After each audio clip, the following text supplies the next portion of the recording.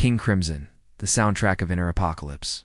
From the first dissonant chord of 21st Century Schizoid Man in 1969 to the fractured polyrhythms of their later incarnations, King Crimson has never made music for the comfortable. They're the band that sounds like the inside of a mind coming apart at its seams, not in ruin, but in revelation. Robert Fripp founded the group in London in March 1969, and from their very debut at the Speakeasy Club that April, it was clear this was no ordinary rock ensemble.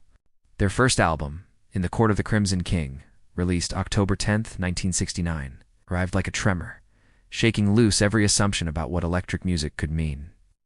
From that moment, they built something that defies genre, defies era, and defies the very idea of what a rock band is supposed to be. The genius of King Crimson lies in their refusal to offer resolution, a quality that deepened across every phase of their existence. The classic early lineup dissolved by 1972, only for Fripp to resurrect the band with an entirely new vision, producing Red in 1974.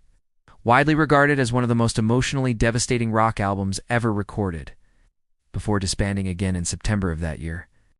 Then came the shock of Discipline in 1981. A reinvention so complete it felt like a different organism wearing a familiar name, pioneering the interlocking guitar work that would influence post-punk and math rock for decades. Through 1984, 1994, and again into the 2000s and 2010s, Fripp kept summoning new versions of the band, each lineup a fresh confrontation with chaos and precision.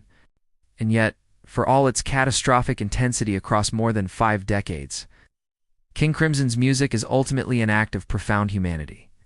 Their final touring chapter concluded in 2021, when Fripp announced the end of live performances, a farewell that felt less like a retirement and more like a last chord allowed to decay in silence.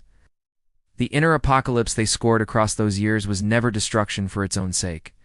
It was the necessary demolition that precedes transformation.